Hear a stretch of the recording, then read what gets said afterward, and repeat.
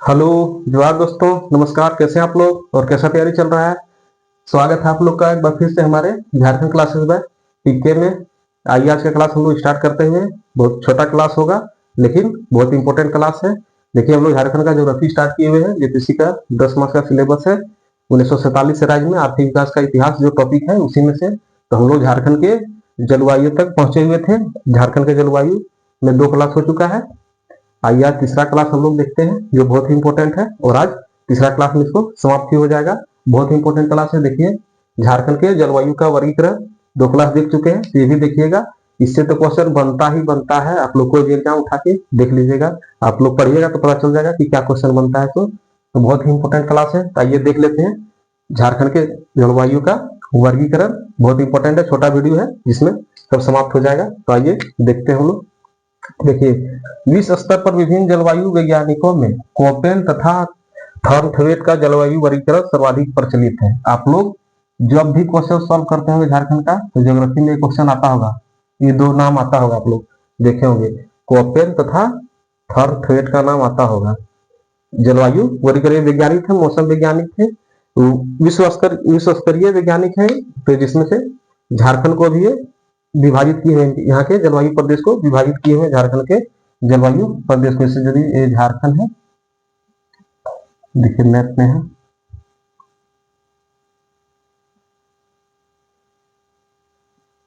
इधर तो देखिए ये थोड़ा सा मैप हमसे बनता नहीं ऐसा कि, तो देखिए यदि कोपेन के अनुसार देखें तो ये 2 क्षेत्र में विभाजित किए हुए हैं। देखिए ये सेम है और ये सेम है। और थॉर्नथवेट के अनुसार देखिएगा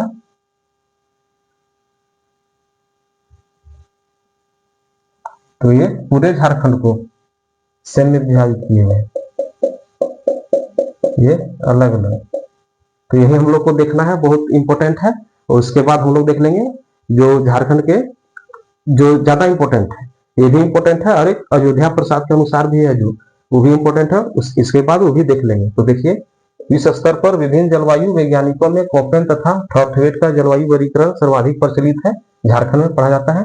कोपेन और थॉर्नथवेट के जलवायु वर्गीकरण को झारखंड में भी देखा जाता है, यहाँ देखा जा सकता है। पढ़ते हैं हम लोग। देखिए अगला पॉइंट, कोपेन के जलवायु वर्गीकरण अनुसार झारखंड के जलवायु को 2 भागों में वर्गीकृत किया जाता है। देखिए कोपेन के अनुसार देखिए कौन कौन है। एक शुष्क शीत ऋतु की मानसूनी जलवायु, ये कोडिंग है उन लोगों का, पूरा वर्ल्ड को ये लोग विभाजित करते हैं तो इन लोगों का कोडिंग है, उसमें हम लोग को ध्यान नहीं देना है। और सबसे ज्यादा ध्यान रखना है ये दोनों की। यही ऑप्शन में भी रहता है, 3 4 ऑप्शन दिया रहता है, ये लिखा रहेगा, ये लिखा रहेगा, फिर CWA लिख देगा, WA लिख देगा, घुमा फिरा के इसको लिखा रहता है। जिससे हम लोग को ये चीज ध्यान देना है, कोडिंग को हम लोग को ध्यान रखना है। पहला है शुष्क शीत ऋतु की मानसूनी जलवायु CWG, और दूसरा है उष्ण कटिबंधीय सवाना जलवायु AW।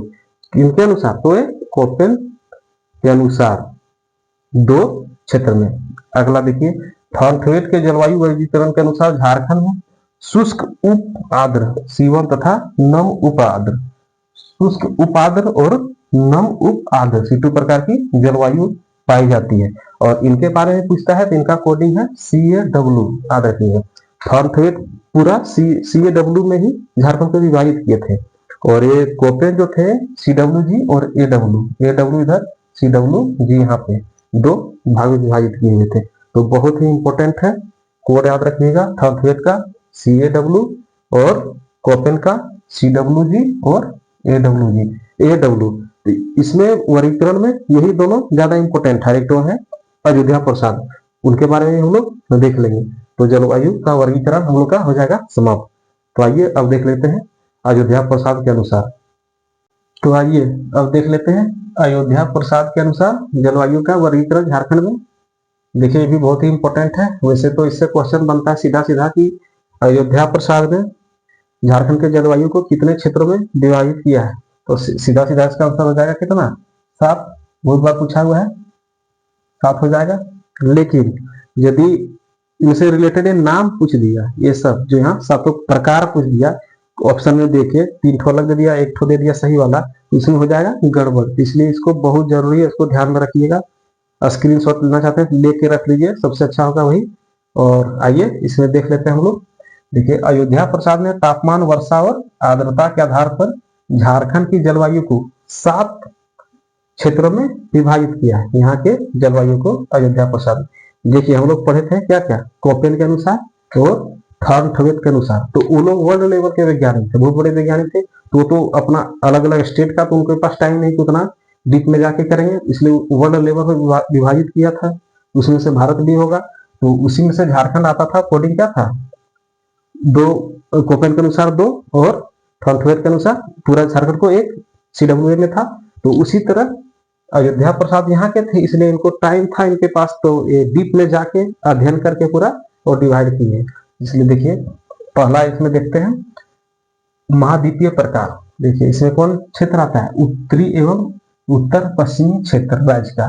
देखिए यहाँ इस मैप बना दिए इसीलिए क्योंकि आप मैप से रिलेट करके देखिएगा इसको, इससे समझ में आ जाएगा ज्यादा। देखिए इसमें और सारा भी विशेषता है, जैसे पहला महाद्वीपीय प्रकार, इसमें भी अलग अलग विशेषता है कि जैसे कि उत्तर एवं उत्तरी पश्चिमी क्षेत्र आता है। यहाँ पे जैसे गर्मी के मौसम में ज्यादा गर्मी और ठंड के मौसम में ज्यादा ठंड पड़ता है। इसी तरह सबका विशेषता अपना अपना अलग है, तो उसमें अलग अलग है, उसमें हम लोग को डीप में ज्यादा जाना नहीं है। हम लोग को मेन है कि ऑनलाइनर पकड़ना है, इसलिए उतना भी डीप नहीं जाना है। देखिए महाद्वीपीय प्रकार में उत्तरी एवं उत्तर पश्चिमी क्षेत्र है। तो यहाँ से आप लोग रिलेशन देखिएगा, इधर हो गया पूरा पश्चिम, उत्तर दक्षिण हो गया। तो यहाँ देखिए उत्तर एवं उत्तर पश्चिमी क्षेत्र में इधर का हिस्सा आ गया, जैसे चतरा हो गया, कोडरमा आ गया, थोड़ा बहुत गिरिडीह आ गया, इधर गढ़वा हो गया, इस तरह हो गया क्या उत्तरी एवं उत्तरी पश्चिमी क्षेत्र। उसी प्रकार है दूसरा, देखिए उप महाद्वीपीय प्रकार, उसमें होता है मध्यवर्ती क्षेत्र। तो राज्य का मध्यवर्ती क्षेत्र देखिए इधर आ जाता है, बाकी थोड़ा आ जाएगा, लोहरदगा ऐसा पड़ जाएगा, वही होगा। तीसरा देखिए डेल्टाई प्रभाव क्षेत्र। डेल्टाई प्रभाव क्षेत्र में कौन आता है, देखिए पूर्वी संथाल परगना। पूर्वी संथाल परगना मतलब देखिए, पूर्वी संथाल परगना मतलब देखिए इधर आ गया हिस्सा पूर्वी संथाल, इधर हो गया साहेबगंज पाकुड़ का हिस्सा, पूर्वी संथाल परगना हो गया। तो वही चीज यहाँ लिखा हुआ है। चौथा देखिए सागरीय प्रभाव वाला जलवायु क्षेत्र। देखिए सागरीय प्रभाव वाला जलवायु क्षेत्र, और सागरीय महासागर का प्रभाव वाला कौन सा जिला पड़ेगा हम लोग का, देखिए इधर हो गया कोल्हान परमंडल में सिंहभूम क्षेत्र जो है उड़ीसा से बॉर्डर सटा हुआ है, और उड़ीसा में क्या है बंगाल की खाड़ी है, वे बंगाल है, वहां समुद्र है, तो वही समुद्री क्षेत्र, तो यहाँ का है, यहाँ ही प्रभाव पड़ेगा। तो वही चीज यहाँ लिखा हुआ है, सागरीय प्रभाव वाला जलवायु क्षेत्र में क्या आ गया पूर्वी सिंहभूम का क्षेत्र इधर का। ठीक है। पांचवा देखिए आर्द्र वर्षा क्षेत्र। आर्द्र वर्षा क्षेत्र में कौन हो गया, देखिए दक्षिण पश्चिमी वर्षा क्षेत्र। दक्षिण हिस्सा ये हो गया, पश्चिमी हिस्सा ये हो गया, तो इधर वाला क्षेत्र राज्य का हो गया ये। छठा देखिए तीव्र एवं सुखद प्रकार। सुखद प्रकार से आप लोग को याद आता होगा कि हजारीबाग और रांची का ही मौसम रहता है ज्यादा, सुखद प्रकार तो वही है। तीव्र एवं सुखद प्रकार में रांची हजारीबाग पठार का जलवायु क्षेत्र। यहाँ देखते हो आप लोग मौसम में ज्यादा गर्मी नहीं पड़ता है, मैंने ठीक ठाक बैलेंस बना के रखता है, इसलिए सुखद प्रकार का रहता है। तो वही है तीव्र एवं सुखद प्रकार में रांची हजारीबाग पठार का जलवायु क्षेत्र। तो सातवां है देखिए शीत प्रकार। शीत वर्षा प्रकार में कौन आ गया, पाट क्षेत्र, पाट जलवायु क्षेत्र। पाट क्षेत्र इधर पश्चिमी हिस्सा वाला जो हो गया गुमला, पलामू, लोहरदगा ये सब जो पड़ता है थोड़ा बहुत, इधर गढ़वा ये सब पड़ता है, तो वही पाट क्षेत्र में, पाट क्षेत्र का जलवायु क्षेत्र हो गया शीत वर्षा प्रकार में।